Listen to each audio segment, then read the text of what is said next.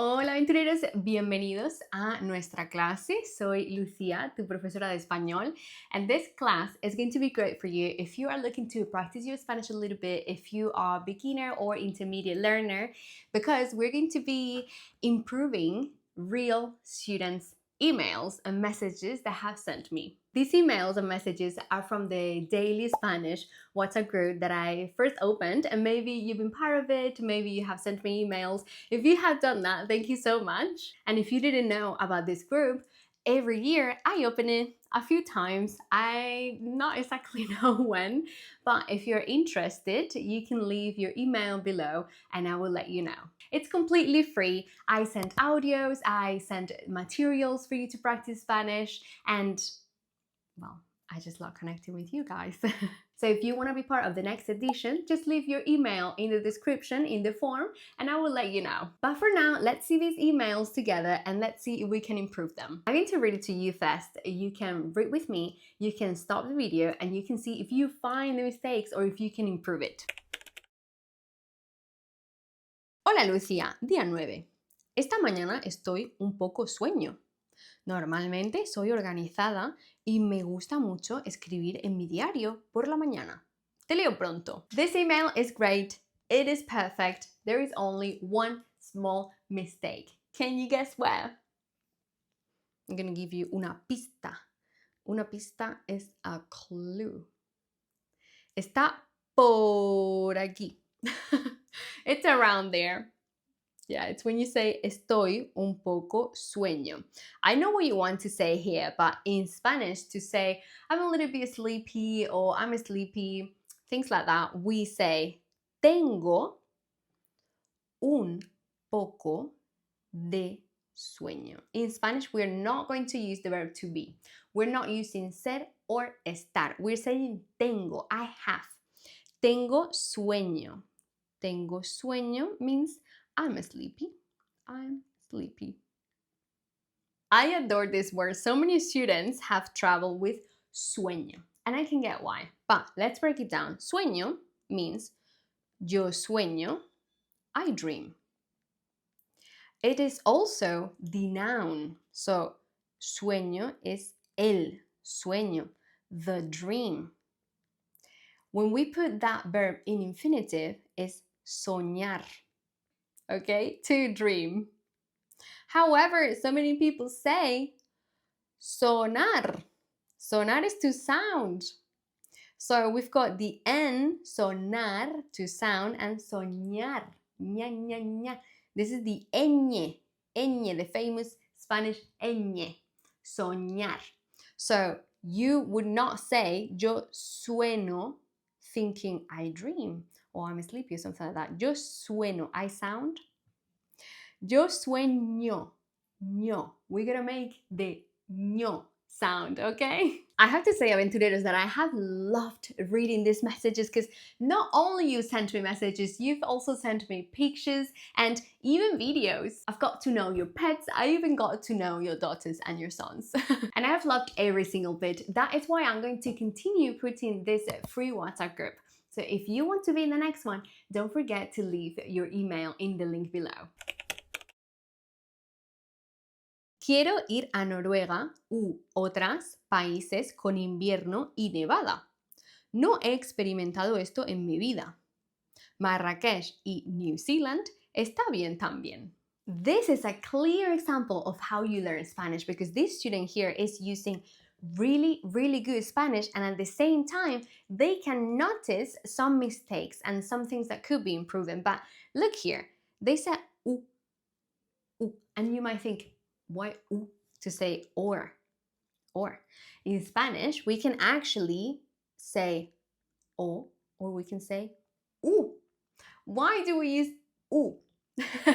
It's so funny, but it is simple when we have the next word starting with an o, because you don't want to say o otras. It would be really weird in your mouth to say o otras. Try to say o otras. Try that. O.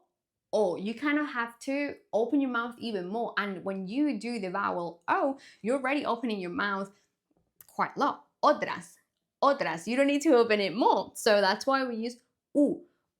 you see the U, it's not as open as the O. O, U, U. Okay, let's practice our pronunciation together. So, O, no. U, otras.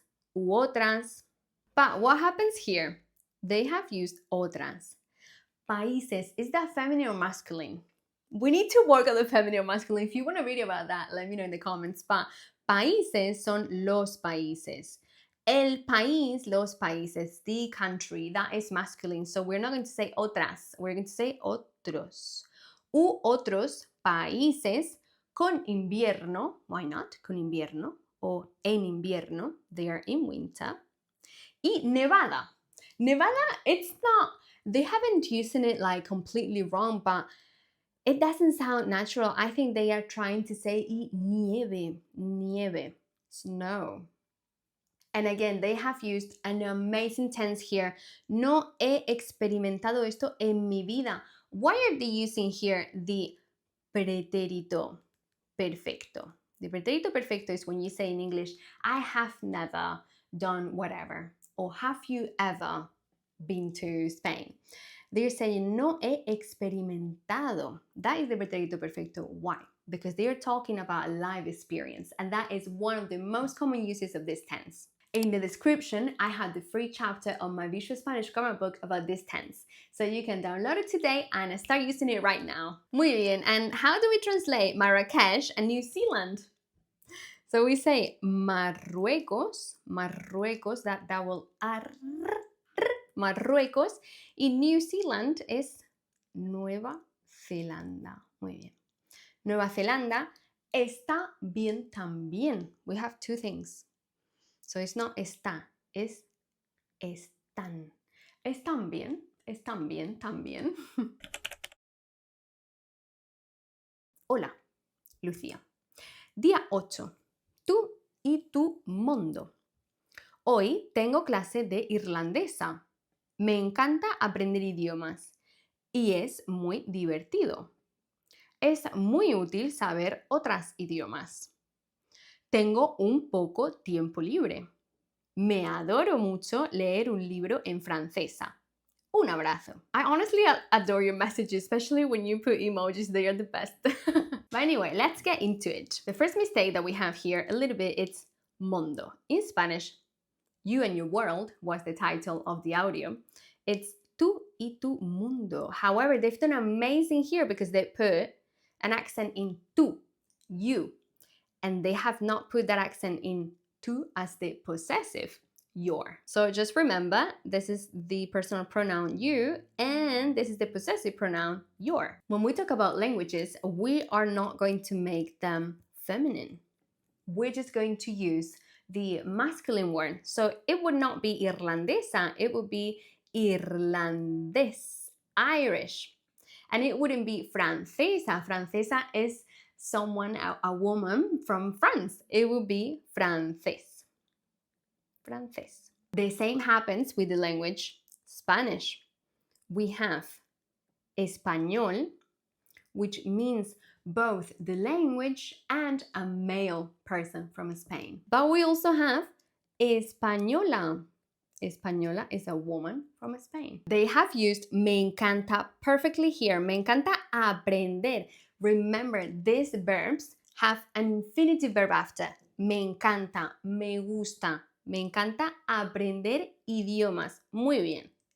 Y es muy divertido, muy bien. Es muy útil. It's very useful. Saber what's happening here. Idiomas. I know that you can see the AS at the end, but is it feminine or is it masculine? It's masculine. It's not la idioma. I know what you're thinking, but I'm sorry to tell you. It's not la idioma. It's not las idiomas. Nope. It's el idioma and los idiomas. It's a masculine word. So what is the mistake here? We have otras. Otros. Otros idiomas. Now it's correct. Tengo un poco tiempo. We're missing something here. Can you guess what? Un poco de tiempo. A little bit of time. un poco de tiempo libre. Me adoro mucho. Me adoro mucho. I love this because so many students have the same mistake with this, and it's completely fine because Spanish works in a different way than English and other languages, but me adoro mucho, it means I adore myself. If you put the pronoun and then you conjugate the verb with an O, that means that the action is going to be directed at you. So we don't want to say me adoro mucho. I mean, you can say it if you want to say that you adore yourself, but I think the student is trying to say that they adore reading. Entonces, es just adoro. Adoro, and not mucho, because it's like, or you adore it, or you not adore it. You don't have to say mucho o poco. So, adoro leer un libro en francés. We already corrected that one before. Okay, aventureros, I'm always correcting this in my classes. So, for example, so many students say, me gusto. Me gusto is I like myself. You need to say, me gusta. Me gusta. I like that. It's like that is pleasing to me. Now, what happens with adorar? Because adorar does not work like gustar. The same as odiar. These two verbs, they don't work like gustar at all. To adore and to hate. I know it's a strong word, but if you say me adoro, that's I adore myself. Same as if you say me odio, that's I hate myself. So with these, we are going to conjugate them in the first person with an O. Adoro and odio. But we're not going to use the pronoun bye-bye, me, adios. Only in me gusta, me encanta, me fascina.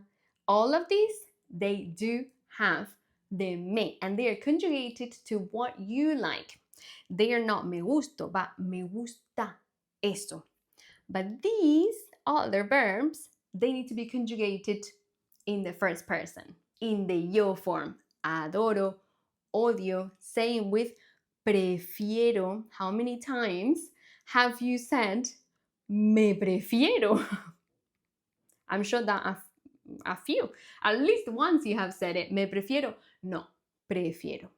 Prefiero. These verbs do not work like gustar.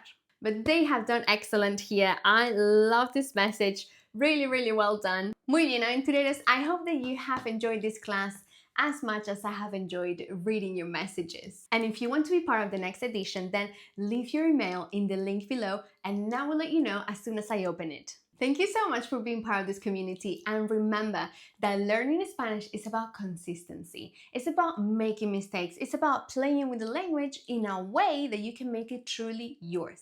If you spend hours and hours on end doing input and you don't do any output, then it's going to be really hard for you to feel confident in expressing yourself in Spanish. And at the end of the day, that is what we want to achieve, right? We want to talk in Spanish, we want to connect with people. So that is something that you need to practice.